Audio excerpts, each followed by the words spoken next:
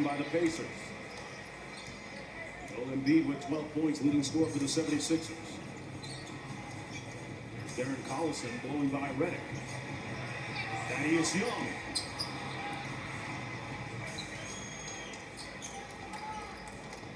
Simmons locks it up, and Rick Brown calls out the half-court set. Whistle and a foul going to go against Darren Collison. Grabbing a hold of J.J. Redick. That's his first personal foul. 3:08 to go here in the first half. Don't forget, second half of our doubleheader tonight. LeBron James and the Los Angeles Lakers taking on the Minnesota Timberwolves. We're back on the land of the living. We are back in United States of America. We are back in Clear.fm radio station. And we are back as Meet the Smiths. Yep. Yes, people. I know you missed us last week because we definitely did miss you guys as well. But we are back, man. We tried to do our Facebook Live from Costa Rica. But, you know, guess what? The sun sets very early there, you know, and so we were unable to do that, you know. We just decided to go live La Vida Loca instead. But anyhow, we're back, so let's get started. I've always stated over to my left is none other than the most gorgeous of them all, Debbie Petra Smith.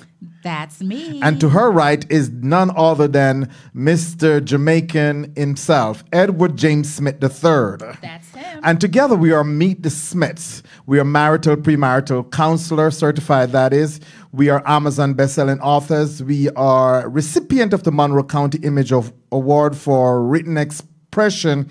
And we have a weekly show on Clear.fm, the Clear Choice. The Clear Choice. I want to tell you this radio station, we are second to none. And we're so delighted to be here, man. We, you know, well, not we, but I've been trying to figure out how can we, the Smiths can do more program more than just once per week. But, you know, hey, you know, everything is in the making. So, you know, we're back, babe. What do we have? Well, first, you know, we got to give our shout-outs to those who are already joining us live. We want to thank you guys. We really missed y'all last week. Doreen, G. Carl Davis, what's up, brother? Where are you tonight? Let us know where you are. Our girl Addie is on. Sis Doreen is on. Clinton Boxhill is on. Thank you all so much for joining us. Karen Curry, hey, my sister from another mister. We just want to thank you guys for joining. Listen, tonight we are going to get really deep. We are talking about absentee fathers versus toxic mothers. We have gotten so many emails the last couple of weeks about toxic mothers that we thought we needed to do a show on this topic. So make sure you are sharing this out. Make sure you stay with us. We're going to get into our topic a little later. But first, you know how we do. We like to talk about our weekend. We like to make some announcements. So as you know, we just came back from Costa Rica. It was amazing. Bananas. And those of you who follow us on social media, you already know. Okay. G. Carl is in Indiana. All right, my brother, be safe on the roads. Truck driver, we're so happy that, you know, you stay safe. You connect with us every week. Know that, you know, you're always in our thoughts. Natalie Springer Stewart, hello. Thank you for joining us. So last week, this time, we were in Rio Guanacaste, Costa Rica. We had an amazing time. We had an amazing group that traveled with us. The workshop, there are no words to describe what happened in that conference room on Saturday morning. No words. Like, I still get goosebumps thinking about it. When I tell you... That cannot be replayed. Cannot be replayed. And when I tell you that the Holy Spirit just moved in that room, you know... The Holy Spirit just showed off. He showed off. It was fantastic. Well, Natalie, I am so glad that you're able to catch us live tonight. We are happy to have you. Sam Archer, we see you. Pam, What we up, see Sam? you. Thanks for joining. Those of you who follow us on Facebook, you saw the pictures of Costa Rica. It is absolutely beautiful. And Pam, I know that's where you're from. Beautiful Costa Rica. It is gorgeous. It is so green and lush and just the air is so fresh. And let me tell you, your girl went ziplining. Oh, Lord. Rode an ATV. We went in the hot springs. What else did we do? Of course, we did the Horseback beach. riding. We went horseback riding. Yeah. We had a ball. I tried some new things. I have to tell you that zip lining was scary. And I was a chicken at first. I did have an instructor go with me the first 2 times. So first of all, you hear zip lining and you think, okay, you zip across from one place to another and you're done. You did it. You zip lined. We first had to hike up a mountain. And then we had not 1, not 2, not 3, not 4, not 5, not 6, not 7. We had 8 lines to zip line. Okay? So my first 2 times, I had an instructor go with me. But then by the 3rd time, I put on my big girl pants and I did it by myself after shedding a few tears. Yes, I was crying because I was scared. Lord, Lord, Lord, Lord, Lord. That's all I'm going to say. Lord, Lord, Lord, Lord, Lord. Hey, Gigi, Gerline. Yes, Gerline was with us last week with her little son. I fell in love with him. He is just like... he's a trooper. Chris probably had the gosh. most fun out of all of us. Oh, yeah, I'm telling you. He did everything. He tried everything. So we were really, really happy to have him. And he told us that he's going to be a regular. He wants to come with us every year. Yes, Gerline, I did it all. Yeah. I did. Tried everything. The food was good. The resort was absolutely beautiful. And like I said, the workshop, I don't think we can ever duplicate that. What happened in that room on Saturday. No. And it started off from our girl April Ricks with praise and worship. Set the atmosphere. She sang her face off. Yes. Oh my goodness. It was good. Really good. Yeah, it was really, really incredible. And so we met so many new people. We have new family members because once you connect with us, we consider you family. And so we're really, really excited about what God did in Costa Rica. And we know that he's going to do it again next year as we continue to travel. Keep us in prayer as we travel Thanksgiving week. We will be headed to Haiti the day before Thanksgiving to do a marriage conference there. I think we have about 30 couples that will be there. So just keep us in prayer as we do that. And then next year, we've been contacted to do a cruise Memorial Day weekend. It's called the Power Couples Cruise. Power Couple Cruise. Power Couples. And so the first 20 couples to register will qualify for a free 3-day vacation getaway. So if you are a married couple and you're interested in this event, or if you know a married couple that you think would benefit from a weekend away, it's Memorial Day weekend, May 24th to 27th, 2019. And if you want more information, you can go to celebritycruise.biz. celebritycruise.biz, or you can call 407-205-2995 and make sure you tell them that the Smiths sent you. Right. Hey, Kim. Kim Jones, we see you. Shirley Woolery, we see you. Thank you guys so much for joining us. Shirley Woolery, did you know that this young man, I know him from we were kids in Jamaica. Wow. I think he left United States. He left Jamaica for United States when we were in maybe 5th or 6th grade. But he's another ride or die young man. We have known each other for years. Wow. Doreen, you said that you keep losing video.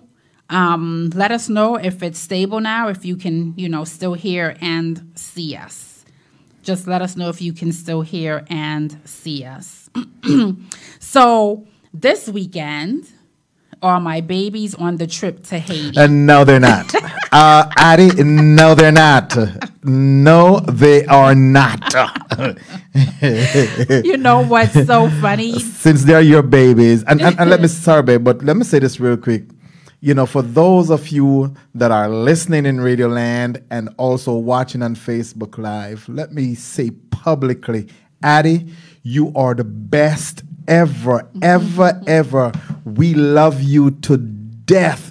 Folks, we left, we have no idea we were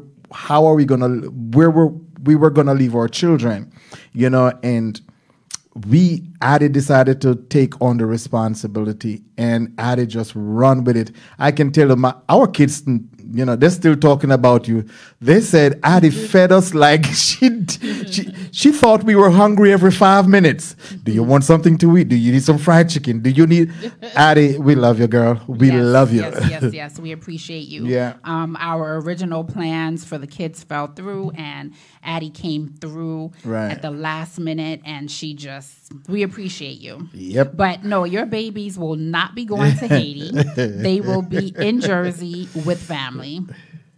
Hey, Sharon Smith Fletcher, how are you? And our brother Daryl, we hope you guys are well. Mrs. Fletcher. Yes, we see you guys doing your thing as well down in the ATL. So this weekend, Zaria and I will be attending a conference in Washington, D.C. And you know, Milton Lawrence, hello, we see you. It's so funny that we're talking about toxic mothers on the show tonight. And Zaria and I are going to be attending a conference that's called Unspoken Conversations Between Mothers and Daughters. Unspoken Conversations Between Mothers and Daughters. It's happening in Washington, D.C. If you want information, if you know you're a mom and you have a daughter and you want to, you know, strengthen your bond, strengthen your relationship, you can go to thrive.eventbrite.com, and I'll type that in the comments so that you have it. But again, unspoken conversations between mothers and daughters. Muriel prayed up Melville. Hello, how are you? Muriel, no, I did not vote yet. I got you, though. I got you. Milton, what's going on, brother? Good to have you on tonight, brother. Marcia Spence, we see you. Thank all of you so much for joining us tonight. Listen, all my Hope Bay Massive is coming on tonight. Marcia Spence is also another Hope Bay Massive. Okay. What's going on, Marcia? Happy to have you guys join us. So, as you know, we just came back from Costa Rica. I keep talking about it. And next year, we are cruising again, and we are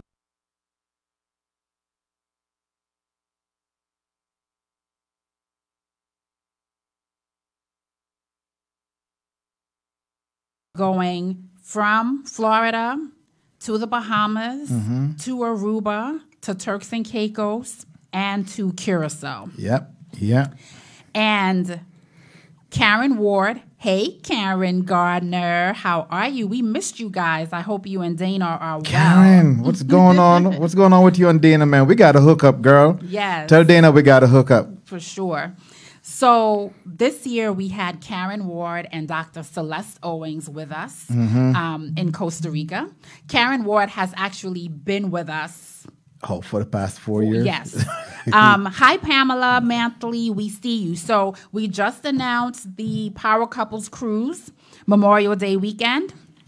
We gave our listeners the information. Right. They know that the first 20 couples to register qualify for a free 3-day getaway vacation. They have the website. They have the phone number. So make sure you guys are signing up. Pamela and her husband are the ones behind the Power Couples Cruise in next May.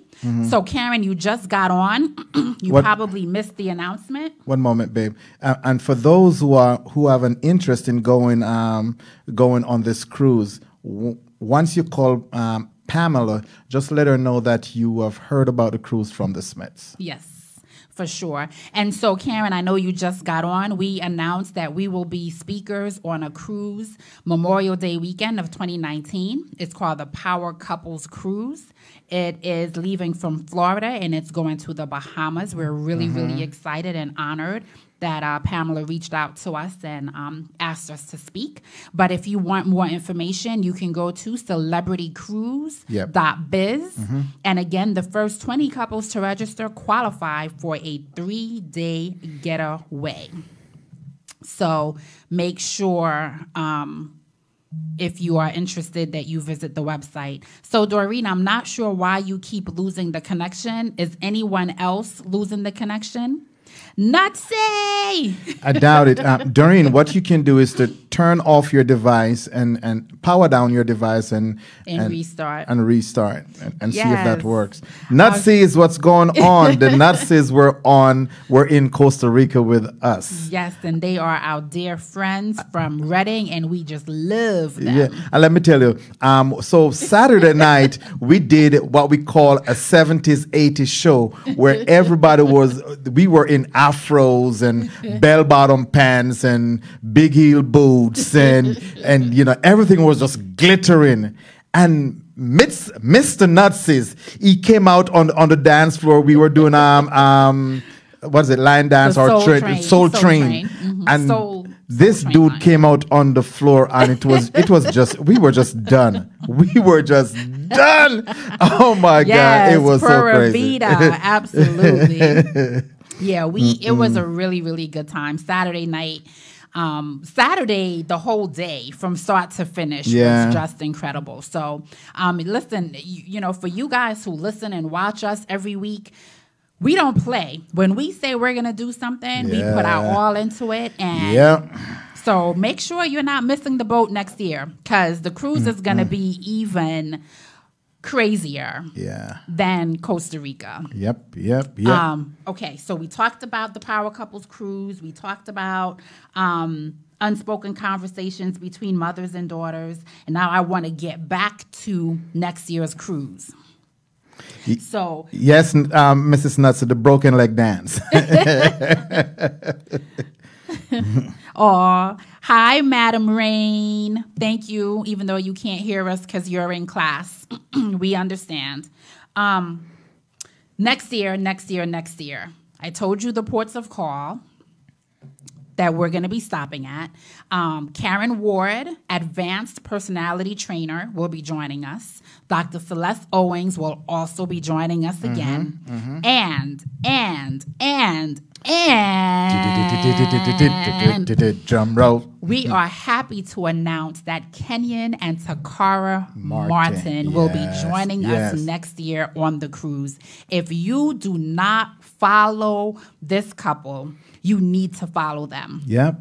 They have and you can go to their website. It's called the Soul Ties Detox.com. The Soul Ties Detox.com. They have a weekly podcast where they do a Facebook Live. Usually when I'm on, I share it. We met them in person 2 years ago when we did relationships versus situationships in New Jersey. Right. And we just fell in love with them. Fell in love. We consider them family. Yeah.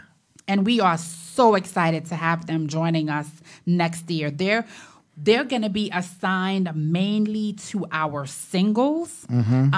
They just have a powerful reach and a powerful connection with single people. Yeah. They're very transparent. They share their stories and their failures. And we just love them. And we know that you guys are going to love them too. So make sure you are following them. We will have an updated flyer with their information on it. But if you just want to see what they're about, the Soul Ties Detox.com. Hi, Mimi. How are you? Hey, Mimi. Good to see you. And tell those beautiful girls we said hello. All right. So I think that's it for our announcements. Yeah. Got that. We did that. We did that. We did this. We talked about Costa Rica. And we did invite some of those who traveled with us. If they wanted to call in tonight, they can do so and give testimonials. and let you know what a great time they had. And the number to call is? 570-218-9699. So let's talk about some current events. I hope all of you voted today. I voted first thing this morning. It's important, guys. We have to get out and we have to cast our vote. Too many people suffered and died for us to have the right to vote, for us to stay home on any election day. So I don't care what party you belong to. I don't care who you voted for, just as long as you got out and vote. And honestly, I'm happy that this is it, because this whole election cycle has been crazy. It's been crazy. It's been crazy. Like, and the entire news was about oh my election. Gosh. Yeah, and I can't stand the ads that are played during election time. It's so hateful and negative, and people are so passionate about their party or their the person that they're voting for, and it just gets really ugly. It gets really, really ugly. So I'm glad that after tonight, the results will be here, and it is what it is. And I'm just glad. I'm glad that it's going to be over. Yeah. Doreen, I'm glad that you did. I hope all of you went out and voted.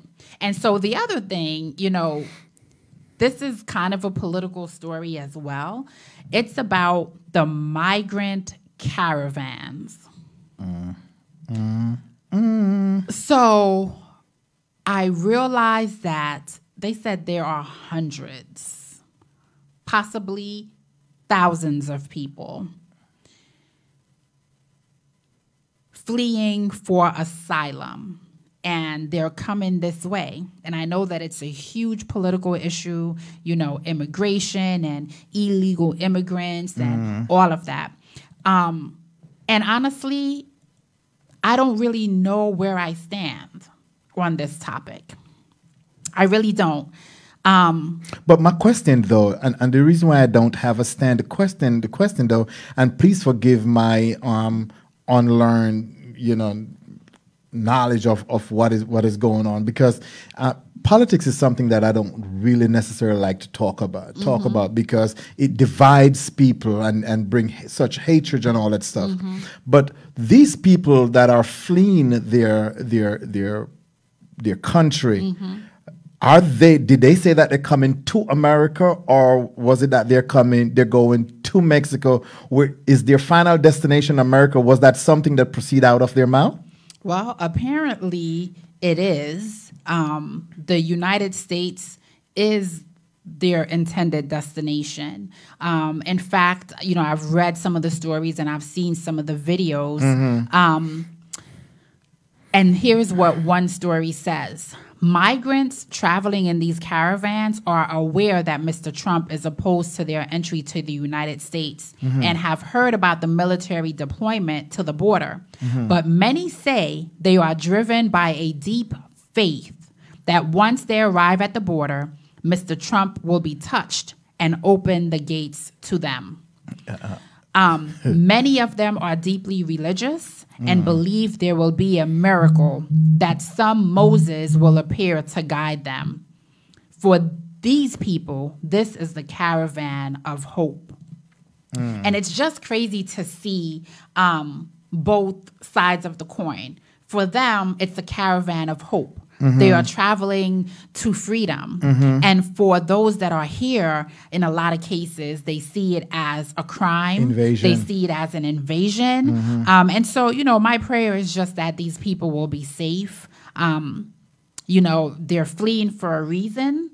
Something's going on back home, and there is a legal way to enter this country, though. And so, I'm a big proponent in keeping within the guidelines of the law, but at the same time, I believe that we need to extend grace and mercy as well. So I'm still trying to figure out, was this a political ploy, or what's the purpose of all this hoorah about them traveling? Because I speak passionately about this thing because I was not born in America, and I guess you can tell by my accent, right? Yeah, well, maybe I'm from down south. I don't know, but you know, when people are fleeing their country to come to America or England or Canada, right?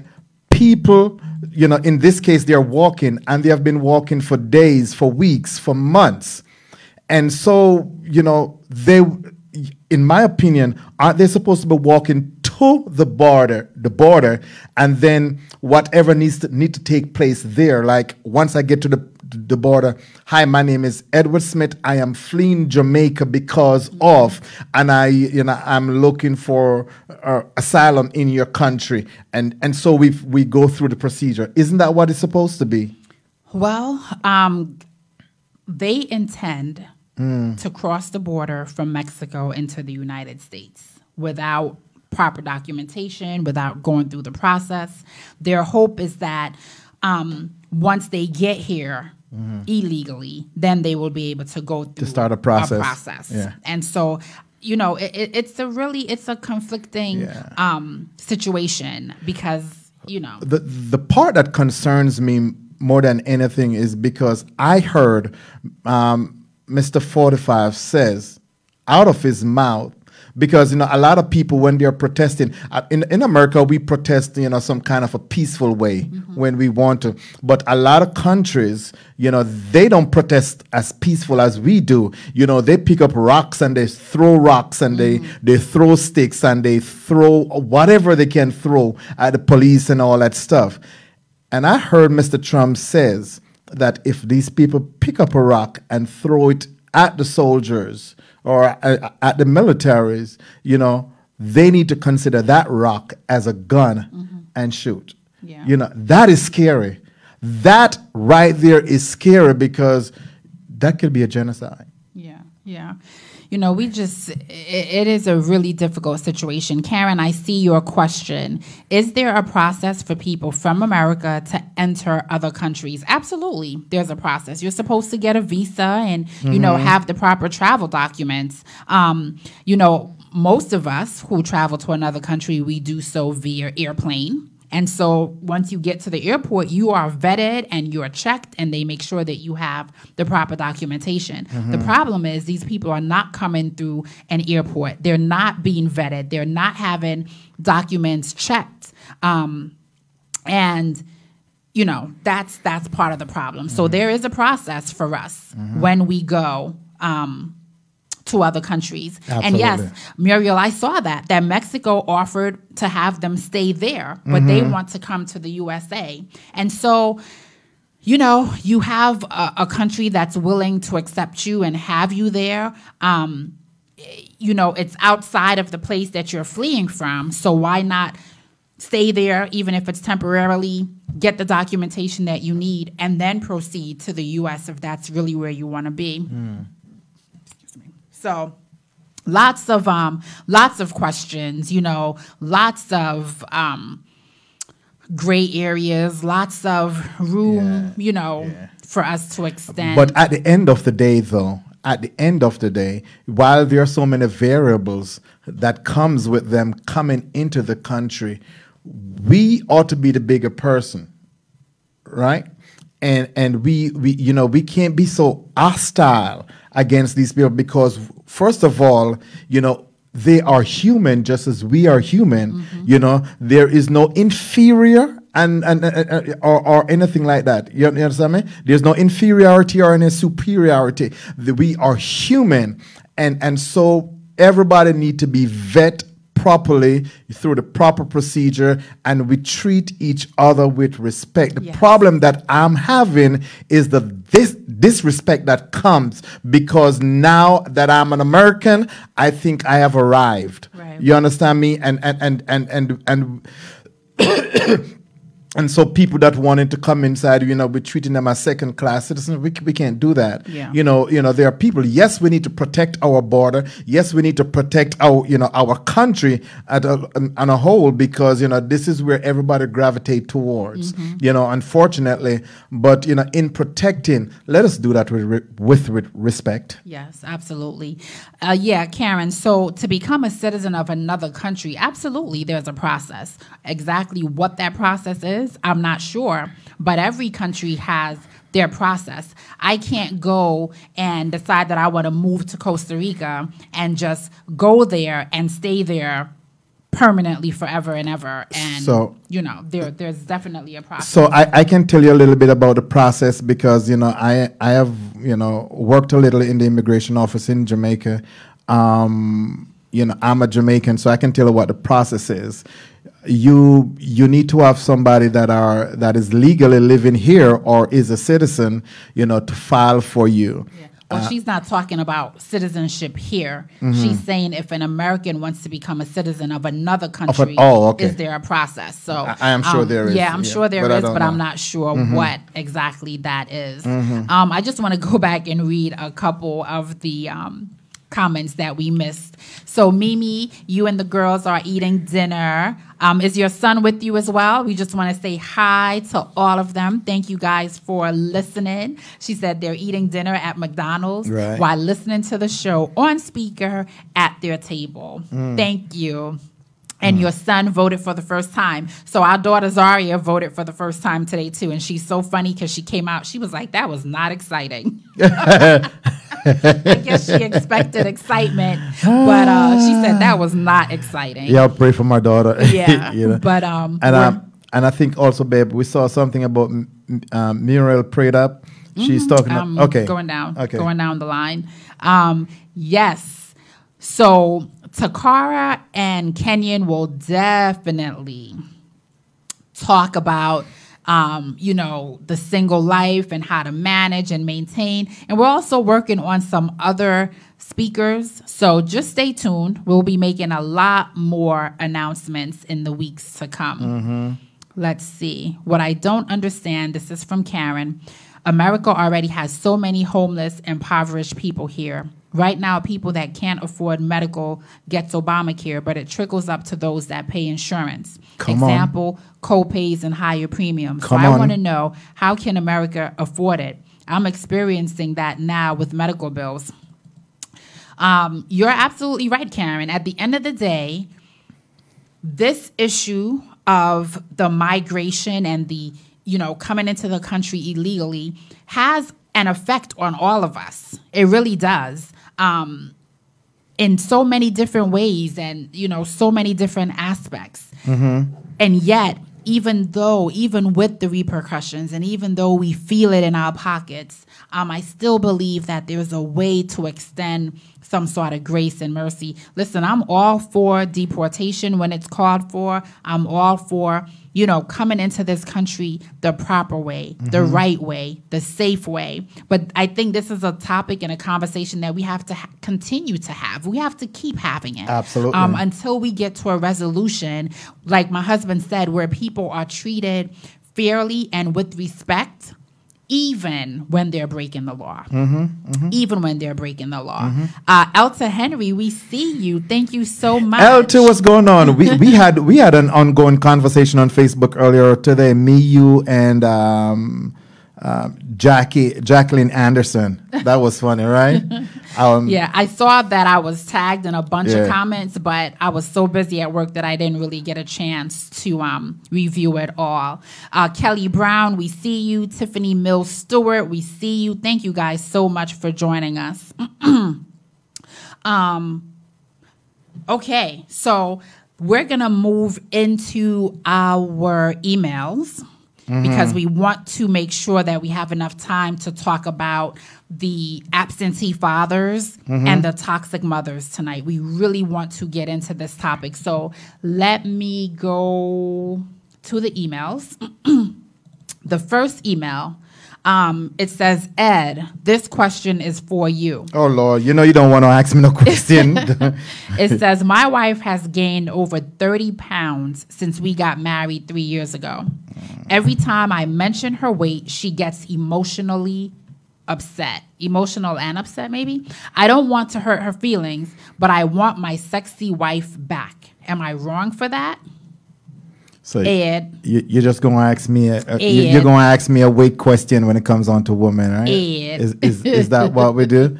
Well, listen, I can tell you what I do, I like my wife has stated, in time past that I've known her since she was 12, 13, and when I said she was as skinny as this pen right here, she was as skinny as this pen right here.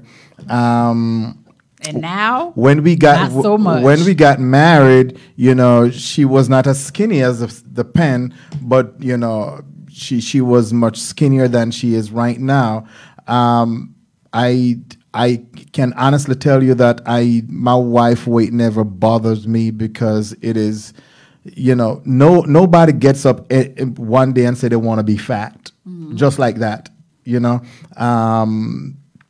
So you wanting your sexy wife back, you ought to be careful as to, did you love her outside? Did you just love the physical? What else does she have to offer apart from the sexy body? How about a sexy mind? How about she have sexy values? Those things.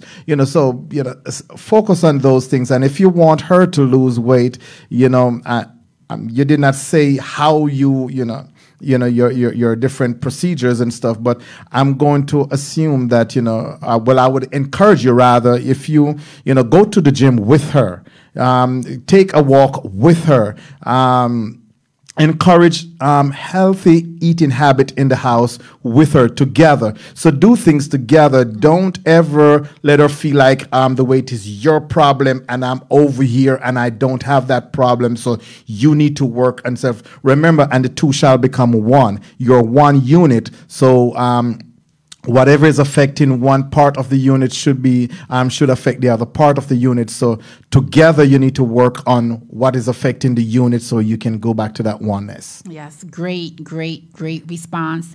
Chica, I see your question. What is the topic? So tonight we're going to be talking about absentee fathers and toxic mothers. But before we get to the topic, we're responding to some emails that some of our listeners sent in. I think my husband answered that, responded to that beautifully. Work out together, eat healthily together. And, and let me just ask you, sir, how much weight have you gained? Come on. In the 3 years since you've been married? I'm sure that stomach is not looking... Right. And I find that sometimes both parties gain weight, but one makes the other feel bad about it. Right. And make sure she's going to the doctor and checking it out. It could be a thyroid issue. It could be depression. It could be some other hormonal imbalance. So make sure that, she's okay. And if it's okay for her to work out, that you both do it together. Take a walk after dinner. Put healthier options on the table. But again, don't make it seem like this is her issue. Talk to her about it. She gets emotional because she's not happy about the weight she's gained either. She feels bad enough already. So show her that you love her anyway, but make health the primary goal. Come on. So Mimi says it might be something that happened to her that he doesn't know about. Absolutely. There's so many things that could be the cause of the weight gain. There has to be a conversation. There has to be understanding. And it has to all be done in a very loving way. Okay. Moving on. Email number 2. That's not for Ed. No. Says, my wife and I got married 6 months ago. Her 16-year-old, who was living with his father full-time, has decided that he wants to come live with us. This kid and I don't have a relationship, and I know there has been a lot of behavior issues with him in the past. What can I do to prepare for him to move in? So a couple of things strike me about this email right off the bat. So the child has decided that he wants to come live with you and your wife. What is your wife and his father saying? Has there been a conversation between them, or is it just talk? Sometimes a kid might say, I want to go live with mom because he's not happy with his dad. Some rules or, an incident that happened with dad. And then he might come and live with mom, and then, there's rules there, and then he wants to go back to live with dad. So I hope that the parents and the adults in this situation are having conversation about what's best for this 16-year-old. And if all parties agree with him moving in, then great. You said that you don't have a relationship with him. Well, this is a chance to build a relationship with him. Come on. Put aside that one-on-one time for you and him to do things that he likes to do. Maybe he likes to run, or maybe he likes basketball, or maybe he likes video games. Do some of that with him. Build a relationship with him, so that you can, get to know him better. He can get to know you better. And who knows, that might address some of those behavior issues. There might be behavior issues because mom and dad are not together. Right. And remember, and you're right, babe, there may be some behavioral issues, and those behavioral issues oftentimes stem from, the place of mom and dad is no longer together. And, separation, like I've always stated, separation, to a child, that is like a member of your body being severed, and the pain that comes with that. And I'm talking about being severed without any form of anesthesia or anything, and the pain. So the child is in pain. And you, sir, it is not your job to inflict any more pain on him. If your mother, if you hear your wife talking bad about this child, it is not your job to be in agreement and encourage and rubbing in some more stuff. It's not an opportunity for you to side with wifey and put your 2 cents in. Your job is to give a listening ear and understand and ask yourself, me coming into this relationship, how can I make a difference so that the relationship between mom and son, or father and son, or even me and my stepson can be better? And so you have to put aside your differences. I can almost assure you, one of the reasons why you don't get along with this, one of the reasons why you guys are not getting along together is because you may be a disciplinarian. And if your child is at home with you, you're trying to discipline, but you have to have the relationship first before you start talking about discipline. So build that relationship. Have one-on-one time with that son. Date that young man. Go to the movies. Go to dinner. Find out, as my wife states, find out what that child likes and do those things. Do it not expecting anything in return. Because I've always stated, it is in your expectation, you get disappointed, and now personal feeling comes out. Do it because it is your job, it is your responsibility, it is your right to do these things. Yeah, absolutely. Chica, I see your question. What about if the woman is not interested in going to the gym? Hey, Dana, we see you. We just talked about you with Karen. Did she text you and tell you to come on? I'm glad to see both of you on. Yeah, maybe she's not interested in going to the gym, so maybe you don't lead with the gym. Maybe you lead with, hey, let's go take a walk after dinner. It doesn't have to be the gym per se. And I love what Muriel said, too. Take a break from the issue and revisit it again. Come on. Absolutely. And I think as well, if you address it from the point of, let's get healthy together. Babe, I want us to be more health conscious and don't make it so much about her weight. You might get better results or see, that she's more willing to cooperate. Okay. So I think we have one more email. My 17-year-old was detained by the police 2 nights ago. He has to appear in court for drug possession. Wow. My husband works nights, and I have not told him yet. He has always said that if our son ends up in jail or in legal issues, we would leave him there. But there is no way I was leaving my baby in jail. How do I break this news to my husband when he gets home? So what's so funny is this weekend we had a similar conversation. We were talking about that at my parents' house as we went to a wedding in Boston for my little cousin Devin. Him and his beautiful wife Elaine are in Las Vegas enjoying their honeymoon. But we were talking about that. I forget how the topic came up. but it was about jail and somebody bailing out their child or something. And, you know, my mom was saying, well, I always told you guys, if you got locked up, I wasn't coming to get you. And we laughed about it because my husband said to her, you know, Mom, it doesn't matter how angry you are, you will not leave your child in jail. And I said, I agree. You know, you would come get us. We're going to hear about it.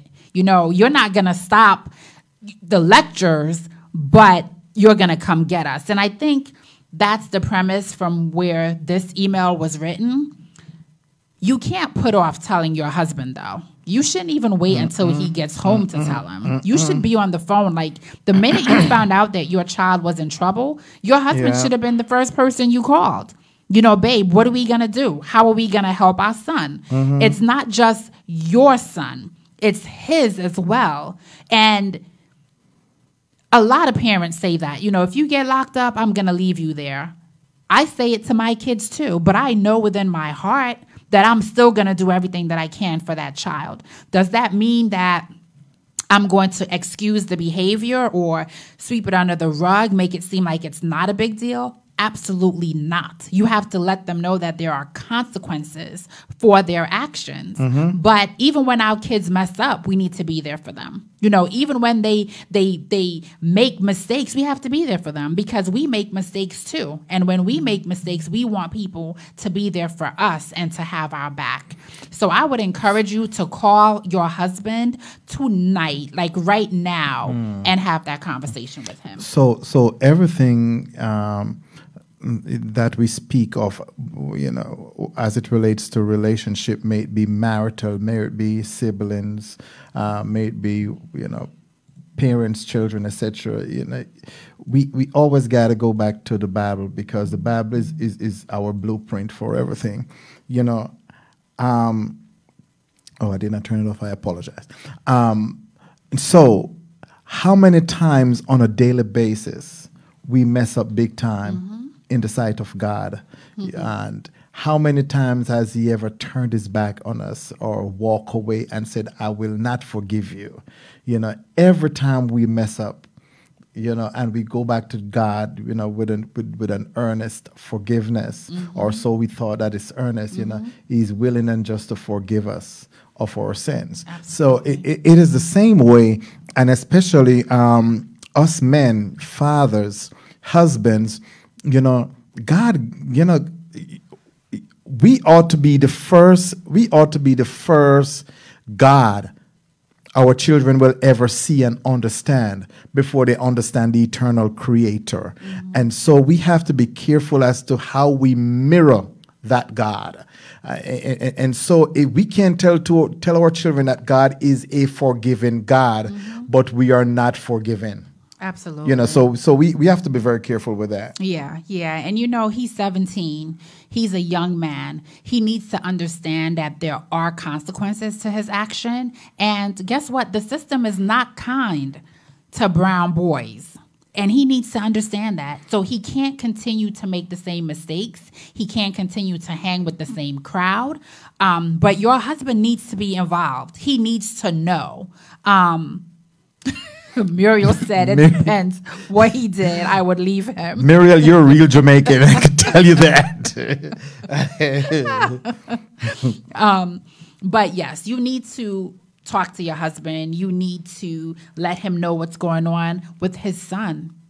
It's not just your child. It's his son as well, and he has a right to know. Right. And he can probably talk to that boy in a way that you can't. He can reach him and relate to him in a way that you can't. So definitely talk to your husband. And don't wait. And one of the main reasons as to why it's important for you to talk to him, because it is in situations like this you have to make decisions together. You know, and you can't make decisions together if someone is keeping a secret. Yeah. So Dana says if she keeps bailing her son out of trouble, he'll never learn from his mistakes. You still could forgive him, but he has to learn. Yeah, I agree. I don't know that, especially, you know, this doesn't say that he's a boy that's in and out of trouble. You know, I maybe we will need some more information. You know, maybe if this is a boy who's in and out of trouble, then I would say, you know what, let him sit in there for a week. you know, learn his lesson. But if this is, you know, his first time, he got caught up, hanging with the wrong crowd, wrong place, wrong time, I think we can still bail him out and he can still learn the lesson that we need him to learn. So, you know, as parents, we definitely need to make those judgment calls when our kids are in trouble. Yes, forgiveness does not mean we let them off the hook. Absolutely, it doesn't, because there are consequences. So if this young man has to now appear in court, who knows what's going to happen when he gets to court. So there will be a consequence for him. But as parents, we still need to support him, I believe. Remember, if you don't take away anything else from us tonight, you know, take this away. Remember, we don't determine the magnitude of the punishment for anyone whenever they do wrong, commit a sin or commit a crime, whatever the case may be. God determined the magnitude of that punishment. One of the problem why we're so hard and fast, because, you know, in our mind, you know, well, the jail is the place where he's going to feel it most, and maybe he will turn from his ways. And so now we are determined what the punishment should be for that child. But guess what? That same jail could harden him. Yes. And so you may lose him. So again, you know, I need for you to look at it the way Christ looks at you when you commit your sin on a daily basis. Because let's say, for example, the guy held somebody up by gunpoint, you know, and you know, he got caught, you know, get caught with a gun and he's in jail and stuff. How much different is he from you and I who get up every day and sin every day, asking God to forgive us of the same very sin that we get up and do again tomorrow, and so on and so on and so forth. So, you know, sin is sin, and sin is the only thing that is going to keep us out of heaven. And so we have to find different way of redeeming people, just as how God redeems us. Yeah, and again, if you commit a crime, there is a punishment by law. Yes. And we're not saying that he should not receive the punishment.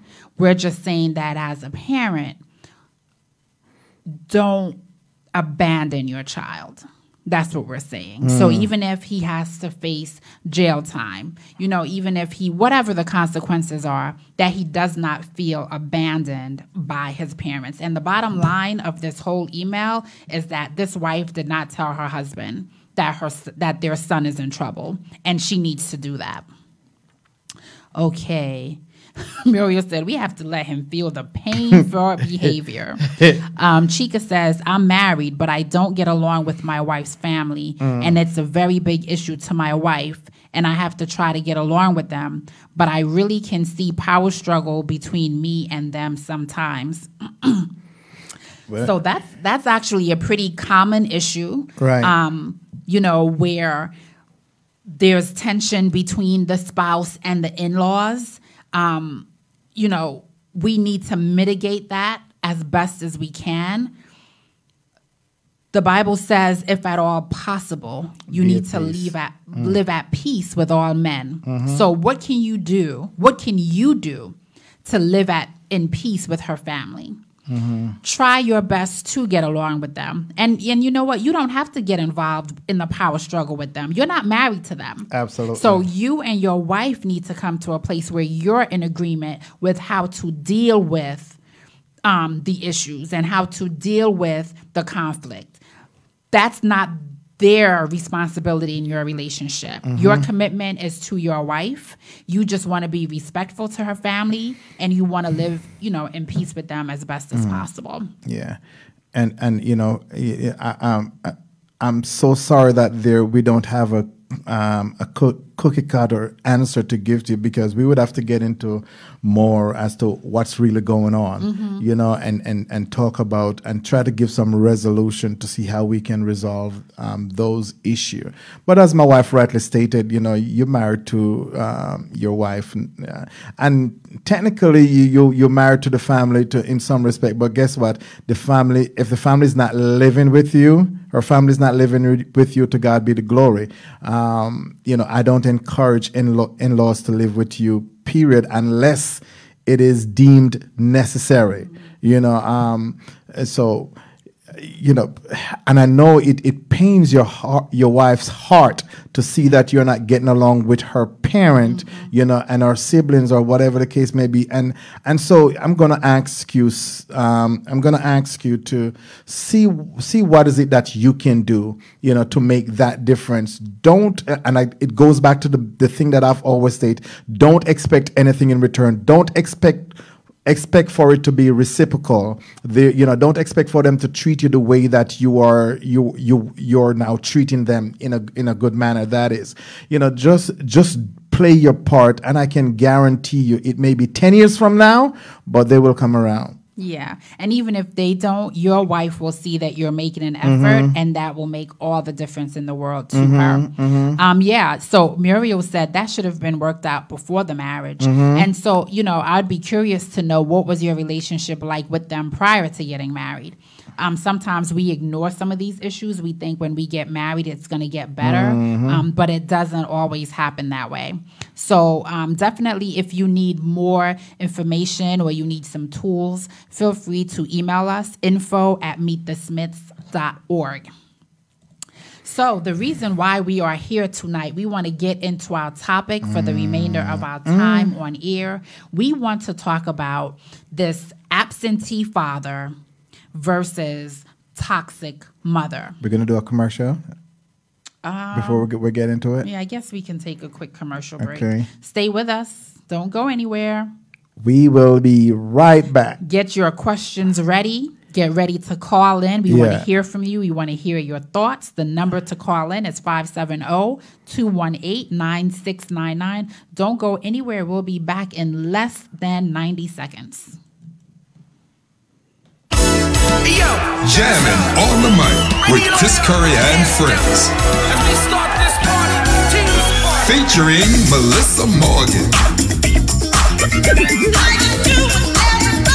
GQ. I'm Bugsy Buggs. Rod Free. How's everybody doing out there? GQ loves you. Force MDs. Yeah, what's up, y'all? We the Force MDs. I'm Kyle. This is Stevie D, and this is Jesse D. Yeah, we came here to rock with Chris Curry and friends, y'all. A unique live jam session concert captured on this CD. James D-Train Williams. D-Train. What's up, y'all? How you doing? All right. Lately I've been thinking something's going on. Allison Williams. I'll never Blue Magic. hear that if you Ray Goodman and Brown. Something that you told me stayed in my head. You're a Austin of the I Manhattans. was born. And of course, yours truly, Chris Curry. Kevin Owens, Chris Curry, Reasons, doing it the way it should be done. You make me happy. This exclusive recording is not available in stores. Only here today. So get your copy before you leave. When I need a cut, I go to Diamond Cuts. Ain't no half cutting there. Oh, yeah. Woo. Man, at Diamond Cuts, their barbers got the freshest styles. Anything from fades, Caesars, high tops, blowouts, shape up, tape ups, and much more. Their barbers can cut men, women, children, young and old. Stop by Diamond Cut at 144 Pocono Boulevard in Mount Pocono, PA. Or just call at 570-216-4912. Ain't no half cutting there, baby paw. Yo, Stan, yo, Ant, yo, Black, yo, Light Skin, yo, E, where y'all at? Hello, this is Pastor Shirley Caesar, and you are listening to Meet the Smiths on Clear FM. Yeah. We're back. We are back. We are back. Yes. And Mimi, I certainly did exhale during the commercial. So tonight we wanted to talk about absentee fathers versus toxic mothers. Is one worse than the other? Is one more detrimental than the other? If so, which one? Or are they equally as bad? Let's talk about it. You can go ahead and type in the comments. Let us know if you think one is more detrimental than the other, or if you think that they're equal. The funny thing is, I tried to find a definition for a toxic mother. It was hard, right? Yes. But you find a plethora of things for absentee's father and the effects that it has on the home. You definitely do find a lot of information. I think that they have done so many studies about, you know, the lack of a father in the household and what that does. But this toxic mother syndrome, it's certainly not new. But I think they've just given it a name. You know, they've given it a name, and now it's trending. Toxic mom, toxic mom. Is there a difference, though, between a toxic mother and a bitter woman? Because some people say that this toxic mother definition or toxic mother title is just another way to put down the Black woman, especially because so many of us are single moms. And so the argument is that it's not about being toxic. It's that some of our women are just tired and they're bitter that they've had to do it by themselves for so long. So do you think that there actually is a thing as a toxic mother, or is it just some made-up thing to degrade or downplay or demonize mothers? What do you think? I think, you know, as the saying goes, babe, hurt people, right? And no woman get up one morning and said, I'm going to be toxic and just become toxic.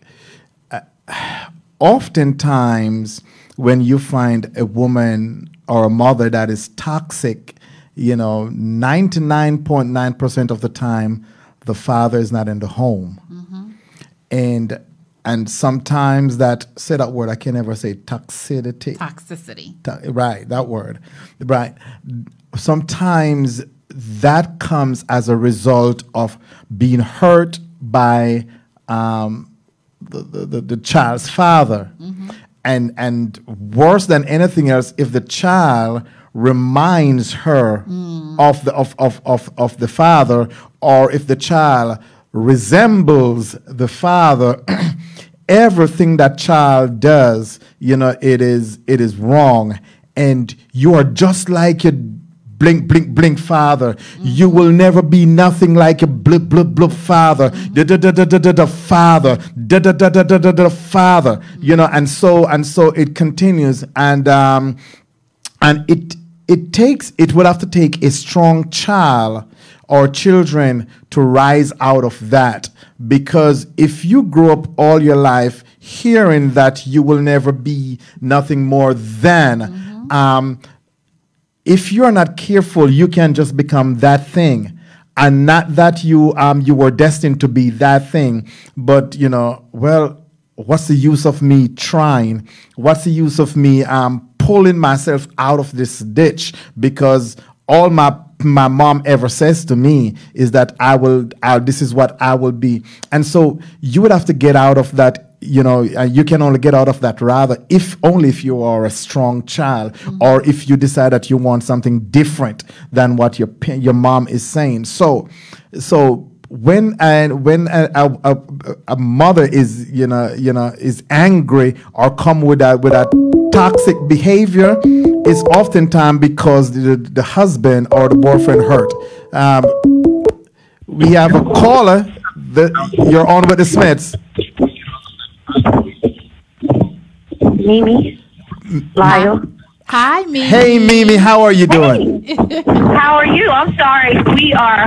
If you can hear me, and we are walking in the wind. So I'm sorry, but I was itching to get on the phone to call y'all. Okay, okay, well, we cool. We could deal with some wind. Yeah, and we are so happy to hear your voice. So happy to hear Yes. your voice. Yes. So I'm actually on my emergency cell while watching you on my regular cell. Okay. So there's a lag time. Okay. So here's the deal. I am not going to cry on this because we have had to deal with it already. And we are still dealing with it. But God helps me one day at a time with one thing at a time. So anyway, I have 5 children altogether. My eldest son, I was married to his dad. Come to find out, his mother was upset with his father for committing adultery on her. She actually encouraged her son, my then husband, to commit adultery on me. Wow. She also had helped him take our son, so my eldest son still, so that they did some extra scary stuff to him for several years. It wasn't, girls, come here. It wasn't until many years, we're talking about almost 11 to 13 years later, that the mom, my ex-mother-in-law said, why don't you just leave him alone to raise our son while he was still married to his second wife. Wow. So either way it goes, I got to meet a mother that encouraged mess, right? A mother-in-law that encouraged mess and still wanted that mess to continue. So that was the first one. I get out of that relationship, right? And the moms, my other 4, their father, the mom was presenting herself as nice, just like the other one. And this one, this time, currently, so the last 4 are by him. Last 4 of my children are by him. And my third, Lord Jesus, I'm trying to take a deep breath. My second and third son, my third son was starting to act up, and I do believe it takes a man to raise a man, regardless. So if any other woman gets mad at me about it, I don't care. And I said, hey, why don't you take him so that, you can help him down south? He said, okay. Then my second son started acting up. And I said, oh, my God, it was so bad here. It was just bad. So the next thing I know, I have to deal with his behavior. A church couple that we met at church, really nice, been around them for a minute. As of February of this year, I will find out that the son, my third son's dad, who is down south, he, who is the same father to my second son, he went behind my back and used the church couple, and the church couple used the church to take my son. I mean, like, legally, they actually kidnapped my baby. And they lied. So I read scripture every day. And as I was reading Matthew. I just started reading Matthew.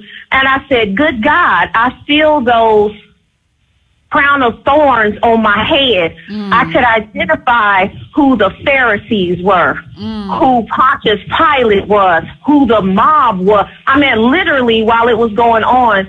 And it was one outstanding and ridiculous lie after another. And I said, God, this cannot be happening. I don't have anything wrong. I don't have a record. I don't have anything. What is going on? I would find out that the father of our kids, he went in cahoots with his family, and I forgot to tell you, he hasn't seen his children in 5 years. Wow. So when you have to deal with an enemy, you know, so I believe, you know, I don't care what anybody says, and good spirits and bad spirits. I believe in angels and demons. I believe in God and Satan. I know they exist. And I said, Lord, have mercy. How do you deal with that as a mama to know that someone could straight up lie about you with no evidence? And then I knew something was missing. Here comes the pastor of the church. So the person that I had asked for help ended up being the one that lied on me on the stage. So I'm like, this is ridiculous. This is ridiculous. And I said, Lord, why are you allowing this? And God said, baby, you got to understand they did it to my son. And I said, okay, I don't like having my kids be sacrificed, you know. So even though that sounds like it's actually layered a whole lot, it does. We have already been through it, and one of the things I will post is I'll say my happy is never fake. So in reading God's word and keeping me straight, I have had to, God said, Lord Jesus, he said, girl, you keep your eye on me. And I said, okay, that's all I'm going to do. And yet, yes, we've grieved my kids, my sons in the household. We grieve that I've had to deal with that with no evidence. And I'm an evidentiary person. There was no evidence. And people from that church have just found out. And we have not heard from my son for over a year at this point. So he is literally gone. So as a mom, when some people come at me, and I loved it, and I say I love, because even, you know, I didn't understand that scripture where it said, be happy when they persecute you, right? I was happy when I sat there and I was looking at all of this happening, and I had everything ready. Everything was right. I was happy because I said, I know the truth stands with me, and regardless of what they said and how they act, that truth is coming out. Apparently, a few weeks ago, it started to come out, and not from me. And I said, okay, God, you still going to do what you do? And he said, and you still going to stay with me. And so it's for me having to deal with toxic women, and then for me to turn out to be the mom that if my kids needed help, I was the one to seek help, right? I'm asking people, who do I call? Who do I do this? To have people tell me I didn't do enough, and you take my kid and he's acting a fool with them. But then, you know, you reap what you sow. So I can still be joyous, even though I am missing family members. And I can't do anything about it. And even God said, be still, because what I have to do with you, I had to take them out in order for you to be able to progress with me. So I had to still not be toxic myself and not carry it on to the 3 remaining children that I have. And so if you ever see me on Facebook and I'm doing stuff, it doesn't even matter whoever did what, we're going to still keep going on right. Absolutely. And so now I'm going to get off the phone. So your whole story sounds like a Lifetime movie. Right. Honestly. It really does. But, you know, what I appreciate needs about... to be an own. You know, what I appreciate about the story that you just shared is that you ended with, but I don't have to become toxic because of what I've been through. So we really appreciate that, Mimi, and know that we're going to be praying for you, that God will restore your family, that your 2 boys will come home happy and healthy and whole, and that your family will be whole again. Thank you. Thank you. Thank you so much for calling in. It is a pleasure to hear your voice. All right. Bye-bye. Okay, all right, bye-bye. Bye-bye. Wow. And so before you get any further, babe, for the other person that was calling in while we were on the phone with Mimi, we apologize. You may call back. Unfortunately, we can only take 1 call at a time. So the lines are now open. You may call back. Again, that number is 570-218 9699. Thank you so much. So, as I was researching this topic, I found a great article. And it says, what makes a parent toxic? So, I have not been able to find a definition, but I love this particular article. It says there are many different responses to that question.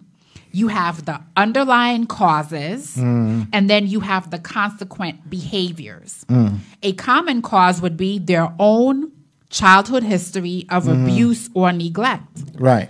Another would be their later trauma resulting in post-traumatic stress disorder and perhaps drug or alcohol dependency as a form of self-medication. There might also be unstable mental health problems or personality disorder traits. The other answer to what makes a parent toxic is not about the reason. It refers instead to the parent's actual behaviors towards their children.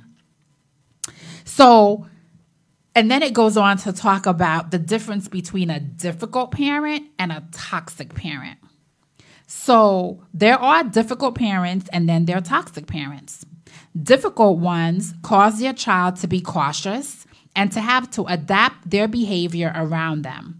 Whereas the toxic parents are much more detrimental to their child's personality development and character formation. Come on. If your parents were a bit moody or perhaps stressed due to financial, relationship, or family issues, or maybe they were preoccupied with work and physically or emotionally available for you, or maybe they felt resentful and bitter about being trapped in parenthood. This is all emotionally neglectful to a young child and perhaps abusive, but it's not necessarily toxic. If you had to move houses and schools several times in childhood, this might have caused you to have attachment difficulties, but it's not in and of itself a sign of toxic parenting. So then it goes on to talk about the causes of toxic behavior. A toxic parent could be repeating old patterns of parenting, which they experienced themselves as a child. And this is typically what we see. They don't have enough self-awareness, knowledge, skills, or even the desire to change their dysfunctional patterns.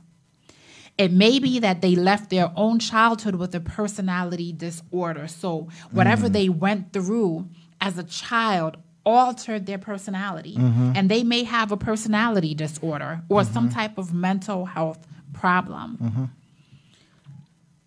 So we need to be careful that we're not equating a difficult parent with necessarily a toxic parent. Right. Two different people. Very different. Or a bitter single mom with a toxic mother. And I think a lot of times that's what, when people hear this topic, they say there's no such thing as a toxic mother. It's just a single mom who's bitter. But that's not necessarily the case. There are some parents that are severely, severely toxic to their child or their children. I want to read some of, Mimi, everyone is thanking you for sharing your story. Yeah. Prayers up for you, Mimi, and your family. Hi, Mama Anna. We're so glad that you're on. Yes, let's continue to keep Mimi and her family in prayer. Toxic people are completely dangerous. Brokenness and not healing. Yes, they're broken. And they've never sought healing. They've never even acknowledged the fact that they're broken. And so they're broken from childhood or broken from trauma in, their adolescent years, and they carry that brokenness into adulthood. They then become a parent and they don't have the coping skills. They're not emotionally available to their children. And that's really a dangerous place to be. So here are some ways. So you go from difficult to toxic, right? We talked about some of the difficult parenting styles. So they may not be as emotionally or physically available as you want them to be. But here is when the behavior becomes toxic. First of all, they put their own feelings and needs first. They're very self-centered. They need to be the center of attention. Another one is that the parent fails to provide a reliably safe, secure, and supportive home environment due to their own erratic, unpredictable, and scary behavior. So, this speaks a lot to that mental capacity of that person. They can't keep a roof over your head because they're just not there. They can't do it. They need the child to be seen as successful, because in their eyes, this is a positive reflection upon themselves. So they see themselves as a failure, but they need their child to be successful. Because if the child is successful, then, maybe I'm not so bad after all. It sounds familiar. Dysfunctional family? Very. Right. If a child fails to succeed according to their definition of success, then that parent then begins to feel shame, punishes the child for giving them such bad feelings. However, the successful child must not cast a shadow over the brilliance of their toxic parent. Sometimes you find that a toxic parent competes with their child. You can't outshine me. I need to be the center of attention more than you. So when you begin to get attention, I'm jealous as a toxic parent. And so the next one says, if a child is favored and appreciated by anyone, the toxic parent becomes jealous and envious, even violent towards the child for having beauty or talent. The child is objectified and seen as something that can be useful to support the parent emotionally, practically, and perhaps in later years, financially. The child is suppressed and oppressed, and their physical and emotional needs are neglected. The parent feels burdened by the needs of the child and will belittle, ridicule, ignore, or punish cries for care and attention from the child. So very, That's very good. That's a very good article. Pretty specific. Mimi says, to be really real, it is a predominant white church that looks like they saved a black boy, but the streets talk. He's throwing up gang signs, disowned all of us, and diagnosed him with mess while filing for disability for him. He never had a disability. This was all about money. Oh, my God. Mimi, I am just like... I'm just at a loss for words at your situation. Ever since we started this show, right? And Mimi came on. We keep saying Mimi needs to write a book. Yeah, for sure. As a matter of fact, Mimi need to put together a movie script. You understand me? I am sure it will be good. Yeah. Yeah, she has a lot of stories. Yeah. So the article goes on to say that the parents play mind games with the child. They tell lies. They give out mixed messages to confuse and manipulate the child and cause them to doubt reality. The parent shows passive aggressive behaviors by ignoring the child's requests and comments. They also forget arrangements, outings, and promises made with the child. Jesus. The parent becomes aggressive and violent when their behavior is challenged. The parent sees themselves as the hard done to victim. So, they're the victim. Even of the child's alleged crazy behavior, they will then get others to believe them and be on their side against the child. The parent scrutinizes the child's behavior and rapidly responds with criticism, sarcasm, blame, and shaming comments. The most obvious toxic parents are the ones who physically and sexually abuse their child. This article here is deep. That is deep. That is deep. So why do we use the word toxic? Some people say that it's too harsh to label a parent as toxic. Why? But the reality of it is that a toxic parent creates a poison that the child has to swallow each day. Yeah. A poison that contaminates their mind, body, behaviors, and future expectations in life. You know, and that is why when we began to think about this topic, and I said, the absentee father versus the toxic mother. And yes, there's so many studies about, you know, when the father's not in the home, the child is prone to so many different behavior issues, right? We have children who are delinquent. They end up, you know, getting into crime. We have promiscuity. We have drug and alcohol abuse. We have homelessness, society, right? They say 90% of runaway children have an absent father. Children with absent fathers are more likely to be exploited and abused. They are at a greater risk of suffering physical, emotional, and sexual abuse, being 5 times more likely to have experienced physical abuse and emotional mistreatment. They have physical health problems. Fatherless children report significantly more psychosomatic health symptoms and illness, such as chronic pain, asthma, headaches, and stomach aches. Their future relationships are more likely to end in divorce when the father is absent. So we get it. We know it. We have all of the studies that point towards the negative effects of that absentee father has on a child. So we get it. But I still say that an absent father is not as dangerous as a toxic mother. Because that poison has to be swallowed by that child each and every single day. So your father's not in the home. He's not there. He's gone. Yes, it affects you. There's something missing, and you seek for that thing. But when you have that toxic parent in the home, it's like dripping poison every single day. So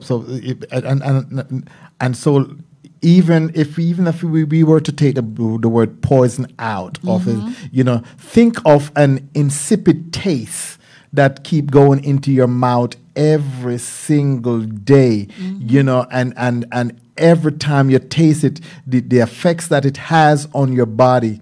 That's what a toxic mother is doing. And here's what it is.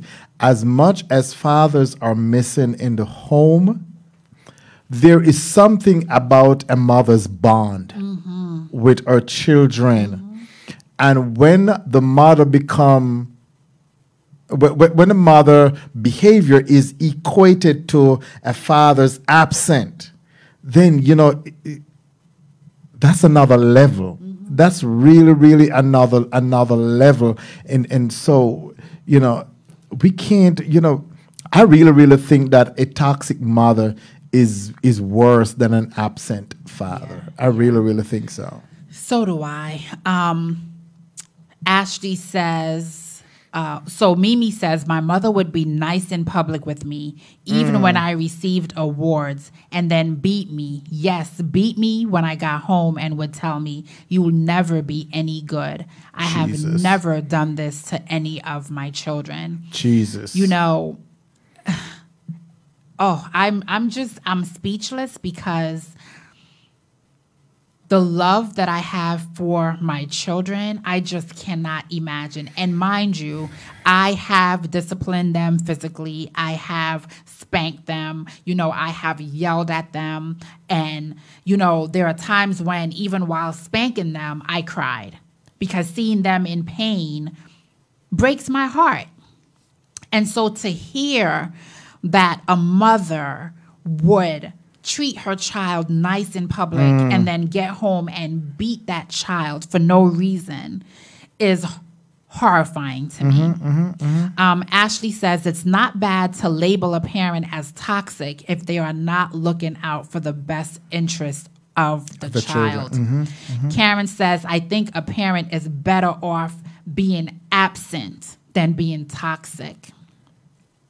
Hi, Lexine. Thanks for joining. Karen says, I think if you have one solid parent, you're okay. My son's father was absent, and yes, they missed it. Thank God for Thank God for God sending Dana, but my kids were always A students. I talked to them constantly and kept them in church. Never bad talked their dad. Did they need a male figure? Yes, but they knew they were loved. Beautiful, Karen. You know, the problem is, you know, when a child has an absent parent and a toxic parent. So, you know, when there is no solid parent, that to me is horrific. You know, when either mom or dad has left the home, abandoned the children, and this is not a bash against fathers who are trying to see their children, because there are fathers who want to see their children, want a relationship with their children, and you have these bitter mamas who try to keep them from their child. So we're not talking about those fathers. We're talking about fathers who choose to not be in the home, who choose not to have a relationship, who choose not to reach out to their kids. Right. So when you have that, and then on the other hand, you have a toxic mother who, again, could be toxic for many reasons. Many things have caused her to become toxic, but it doesn't matter what the cause is. What matters is that you're toxic and you're hurting your child. You're damaging your child. In a lot of cases, the damage is so hard to repair. They can't have, you know, fruitful relationships. They don't have self-esteem. They don't know how to handle conflict. They don't know how to speak up for themselves. These are all the results of children being parented by a toxic parent. And these are some of the reasons why, you know, we, during our dating process or the dating season of the relationship, you know, ladies, gentlemen, let us ask the pertinent questions in the relationship and stop getting caught up in, man, she got a fine body, or man, he has a great physique. You know, stop getting caught up in, because at the end of the day, when the dust is settled, then, you know, the real you stand up. You know, and so you have to ask questions. You know, what was your childhood life like? You know, what was your relationship with mom? What was your relationship with dad? What was your relationship with your siblings? Get into the core of these questions, and not for nothing, you know, you need to start incorporating questions like, do you have any mental disability in your family? Because oftentimes it skips a generation, and we want to know if it skipped you. Because now you know, I'm looking at you as though you're the one, and you're about to live in my house with me and my children in the event that we have children. I need to know what our children will be dealing with. I need to know what I will be dealing with when I made you angry, because I will make you angry. You know, I'm going to make you angry just as you're going to make me angry. How do we plan to handle conflict? You know, how do we plan to resolve conflict? You got to get into these things. And sometimes you have to do role play with these things, because when you skip these things, and, you know, and you're broken, and you start a relationship from a broken place, you are going to have a broken relationship, no matter how you slice or dice it.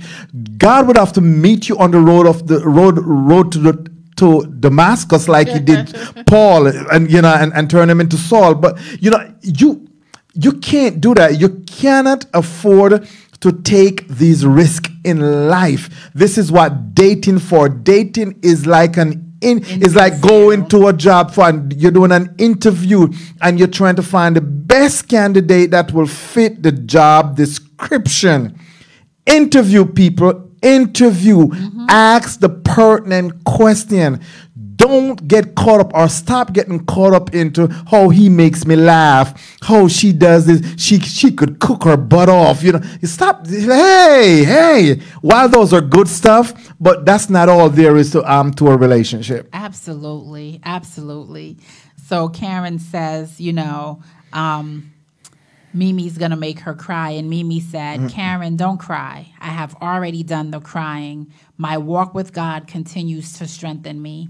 The way I see it, all of this is prepping for God's glorification and me about to possess the promised land that God has given me. Come on, sister. This is my training ground. Hey. You know, when a person can go through what you have been through, Mimi, and still not be bitter and still not be toxic towards her children, that's when you know that God is with them.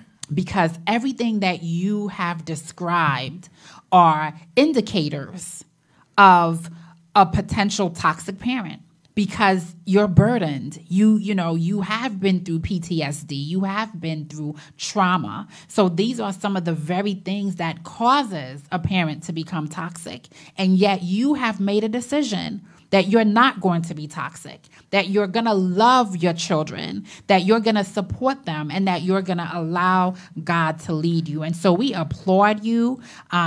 Just know that we love you, and we're going to be praying for you and your children.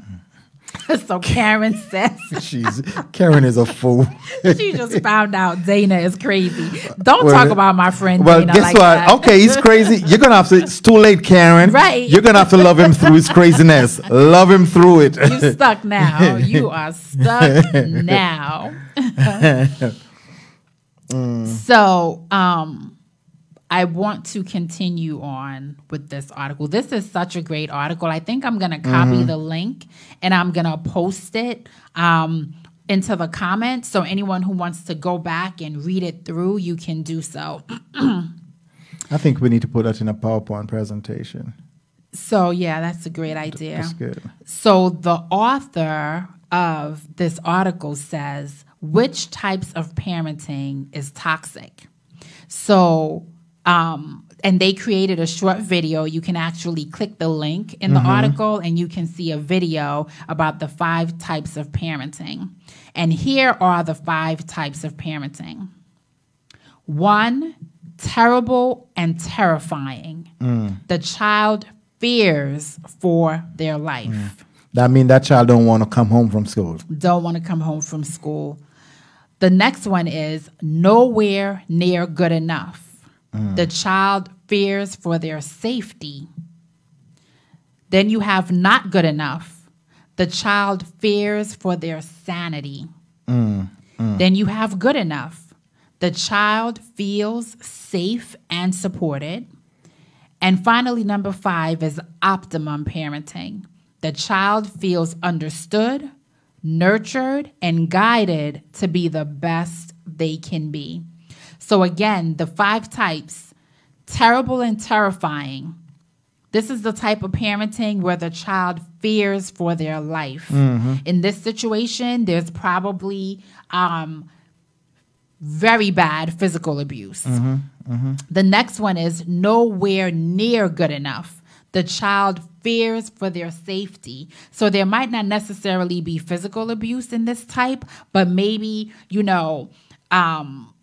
homelessness or, living in a home with no lights or, maybe Uncle Ray Ray and Uncle this one and that one is in and out of the house. So they feel unsafe. Yeah. And oftentimes in cases like this, you will have runaway kids. Yes. The next one is not good enough. This is where the child fears for their sanity. So whatever the situation is, they feel like they're going to lose their mind. Then you have good enough, where the child feels safe and supported, and then optimum parenting, where not only do they feel safe and supported, but they feel understood, nurtured, and guided to be the best that they can be. Love it. Really, really, really love this article. Dana says, while being alone, so when he was alone, he took counseling with a married couple, and it helped me out. I learned a lot about myself. At the end of the day, that's good, Dana. That's really good. We all need that person, that couple, that mentor, that accountability partner, that friend, that person that we can talk to, that we can get sound advice from, who is not just going to co-sign whatever we say or whatever we think or whatever we feel, but they're honestly going to give us an honest opinion and help us look at ourselves, look at who we really are and figure out what do we need to change and how do we go about changing it.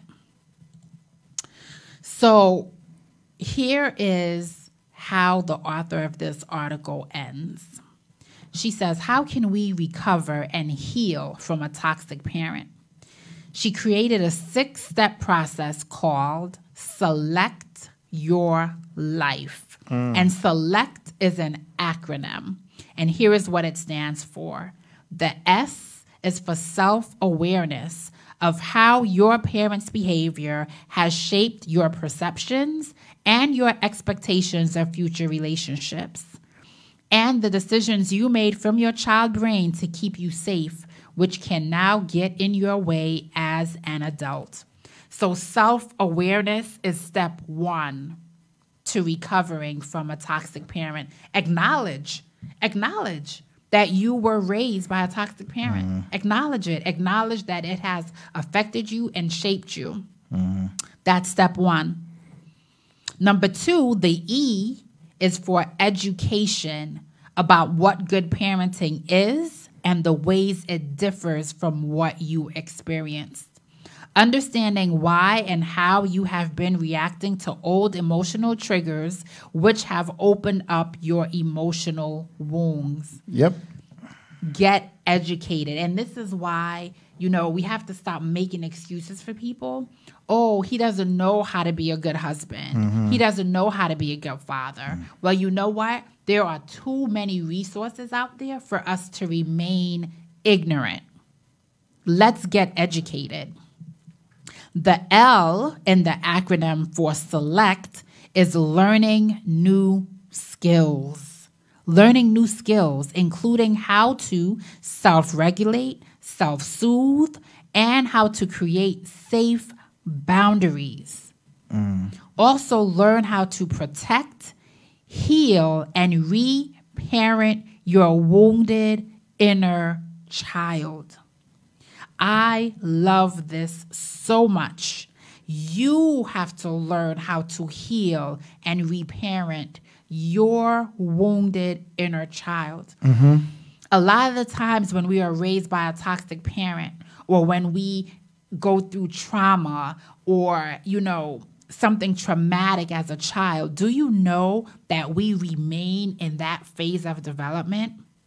So if you were 5 when you were severely traumatized, even if you're now 35, you still have the mind of a 5-year-old. You are stuck there. Absolutely. So you need to go back and talk to that 5-year-old and reparent and wound and heal that wounded inner child.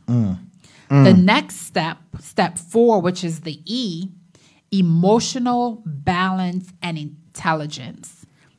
Self-care. Spend some time with just you. Learn the things that you need to stay away from, what triggers you, what calms you down. Emotional balance and intelligence. Set proper boundaries. And guess what? The next one is C for control. Control of self. Control of boundaries. Control of behaviors. The C also stands for clarity and choice in your relationship with your toxic parent, whether they are alive or dead, and how you will behave differently in the future. Yeah. Bottom line, stop blaming people for your behavior. You are 100% responsible for your behavior. Nobody is responsible for your behavior. People can do things to you that trigger stuff, but you are in control of every trigger in your body. Absolutely. And so that self-control is key, having clarity, and also knowing that the choice is yours. You get to choose how people treat you. You get to choose how you're going to react. You get to choose who you want to be in a relationship with. And even that toxic parent. What are the boundaries that you're going to set? How are you going to relate to them? You get to choose that. You get to choose whether you want to stay connected to them or not. The T is for transformation and empowerment. Having a calmer mind, being at peace with the past. You're now healed, and you're now better able to empathize and support others still working their way through the dark maze. Absolutely. Select your life. Select your life. Self-awareness, education, learn new skills, emotional balance and intelligence, control, clarity, and choice, and finally, transformation and empowerment. Yeah. Listen, at the end of the day, if you're a toxic parent or a toxic mother, because we're talking about mothers right now, you may not be able to decipher sometimes as to what is wrong. As long as you can realize, or you can come to a point that something is wrong.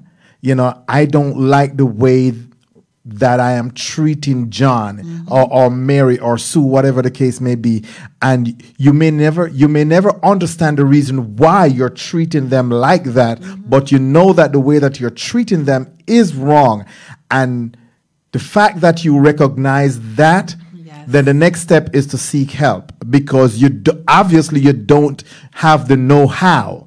And so you need to go to a place where you can be instructed or directed as to how, here are some tools that you need to put in place, babe, for nothing, in some case, depending on the severity of you being toxic, maybe them children may have to leave your home, may have to go to a safe place. Absolutely. So I just posted the article in the comments, so you can just click the link and it will take you right to that entire article. I want to say that the author is Maxine Harley. It says here she's a mind healer and a mentor. She's a psychotherapist, an author, a columnist, and blogger. And it says here, I help women to feel better so they can be, do, and have better. As a mind healer, I specialize in helping women to recover from a troubled childhood and toxic parents, to heal and transcend their emotional wounds, reparent their inner child, and make peace with their past. This enables and empowers them to become better parents, partners, professionals, and all around happier, calmer people. As a mentor, I offer different levels of therapeutic self-development, including minding your business, minding the gap, and mind mastery. She has a website there. Definitely check her out. I'm definitely going to be following her. Good. That's a very good article. And checking out some more of her stuff, because this article was really, really powerful. So I know that we only have a few minutes left, but I wanted to look at one more thing really quick. Lipstick Alley is a blog that I found. What a name. And and the author of this blog, she actually did an article called, a blog, A Toxic Mother or an Absentee Deadbeat Father, What's Worse for a Child's Development? And she took a little poll. And here's how she started her blog. I'm just thinking, my father was never around by his choice. He told me that he never wanted to be a father to me. I have no memories of him. He didn't raise me, and that job was left to my mother and my grandma. I know none of his side of the family, nor have I ever had a relationship with them. He's never come around, and I've only seen him briefly once when I was 14. I had no one to teach me how to be a man. So this was actually written by a male, I'm sorry.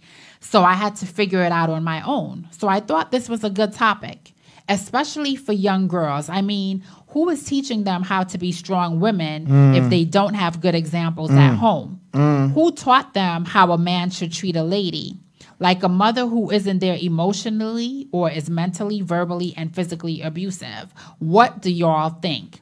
And so there was a ton of responses to his question, and I'm just going to read a few. I had a toxic mom. Absence would have been better. To this day, some of the hateful stuff she said still plays in my head. Absolutely. Another young lady said, I had both, but I have to give it to my mother because although she probably wanted to bounce, she stayed and honored her parental responsibilities. While she had and still has a load of issues, she raised me, clothed me, and fed me, not to mention keeping the roof over my head. She wasn't always bad, but she was probably overwhelmed, and it took a psychological toll. My father did absolutely nothing, so F him altogether. This person said the toxic remaining parent is worse, whether it's the mother or father. Let's see. Someone else said the toxic parent is worse. Someone else said, I had both, and honestly, I wish my mother would have left me the heck alone, too. I had to fend for myself as a kid while being emotionally abused. A toxic parent is worse. A toxic parent is way worse than an absent parent. So overwhelmingly, the responders to this questionnaire or this poll on absentee versus toxic, overwhelmingly, they said toxic parent is worse. So I know we only have maybe about 9 minutes left, but something just popped in my brain, babe. You know, and so before you become a mother, right? During the dating period, let's say you had a toxic mother, right? And it shaped you for who you are, you know, and that's the unfortunate stuff because as children, what you will be in life, you are now becoming as a child. And so as an adult, you pick up some additional stuff along the wayside. Sometimes some of us, you know, we change stuff that were a part of our culture, our upbringing and stuff, and take on new things to sharpen our behavioral lifestyle. Nevertheless, let's say a child, faced a toxic mother, and now that child, now you're an adult, you are in your 30s and stuff, and you're looking for a relationship. You find a man, and you guys are dating and stuff. Is there anything, you don't have children yet or anything, but is there any way during the dating process something can be triggered that can say, you could be a toxic mother, or obviously you had a toxic mother in your life. What are some of the things that can happen during the dating process that can say, ooh, that's a red flag for a toxic mother? So, while you're dating, I think a person that is, the result or the after effect of toxic parenting, you will see certain behaviors in them if they have not intentionally worked on eliminating some of that negativity from their life. So you might find someone that's overly critical, overly judgmental, easily angered. These are signs that there's something that needs to be addressed. An overly critical person who can, just look at something and just always can point out the negative, to me, that's a red flag. There needs to be some conversation. And absolutely, you want to take a look at that relationship between that person you're dating and their parent. Do they have a relationship? Is it that every time there's a holiday or a birthday or something, they just get anxious when they know they're going to see their parent? And being the product of a toxic parent doesn't make you a bad person, but you just need to be aware of it. You need to have dealt with some of those issues, have worked through them with a therapist or something in order to move on to have a successful relationship. I mean, Mimi is proof that it can happen. Karen is proof that it can happen. There are others on the line who said that they are the product of toxic parenting, you have to know. You have to know, just like we just, learned, you have to acknowledge, you have to acknowledge that, yes, there was, that self-awareness has to be present. It's not a lost cause, but there has to be some work, some really intentional work that has to be done. So if you see a red flag, if you're dating someone who is overly critical, overly judgmental, sees the negative in everything, doesn't have a good relationship with their parents, easily angered, that's something that you need to explore and sit and talk about.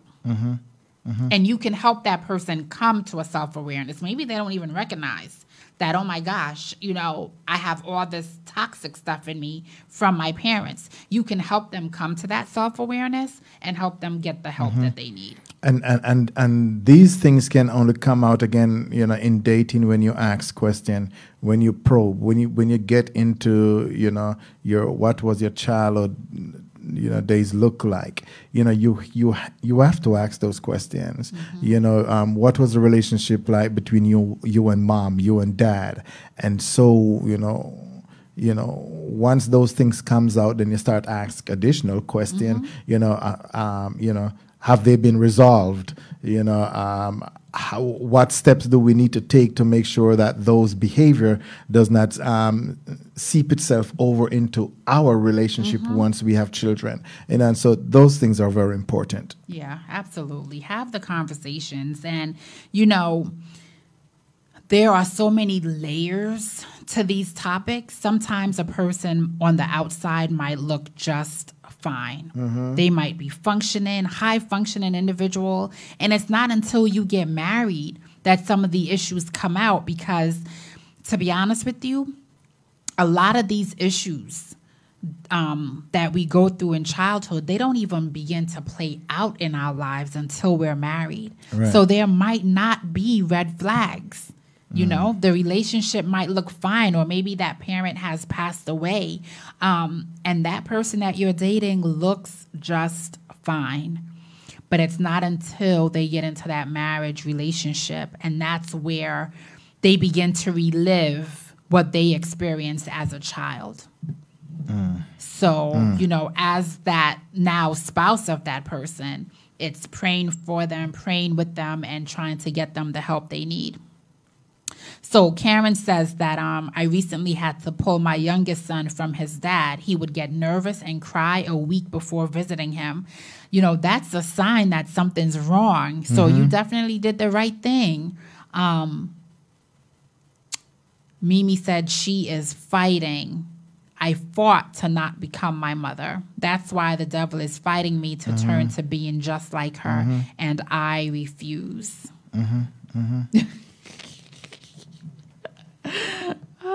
Karen said, I just found out D is crazy. You gonna leave poor Dana alone.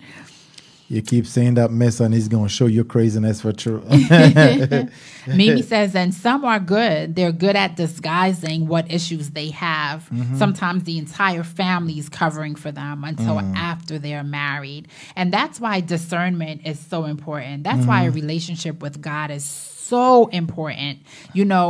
Making a decision as to who you're going to marry it's a life-altering decision, and we need the guidance and the direction of the Holy Ghost to make the proper decision. God can show us things that people are trying to hide. He can reveal that to us. So stay in prayer. Yep. Toxic mother. Toxic mother versus an absentee father. Man. I'll take an absentee father any day. Well, my father was absent anyhow. Like I've stated before on previous shows, I met my father for the first time when I was 24, and I saw him for about a week when I was 24. Then he left and he came back to the States, and I never see him again until I was 26, going on 27. And, he stayed in my life for the next 2-3 years, and until he died. Wow. Yeah. So a couple of things as we wrap up for this evening. Don't forget the Power Couples Cruise, celebritycruise.biz, celebritycruise.biz. The first 20 couples to register will qualify for a free 3-day getaway vacation, and that is going to be held Memorial Day weekend of 2019. We also want you to remember the cruise next year. That's our event. Go to mike1travel.com. All the information is there. You can still reserve your cabin for $50 per person.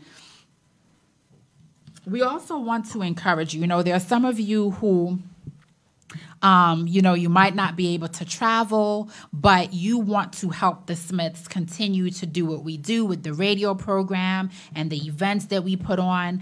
We do accept donations. Absolutely. They are not tax deductible because we are not a 501c3, but you can always go to our website and click on donate. Anything that you want to give to the cause so that we keep this ministry going would be appreciated. And finally, if you have purchased or read our latest book, I Am Not Leaving, please do us a huge favor and go to Amazon and leave a review. Yep.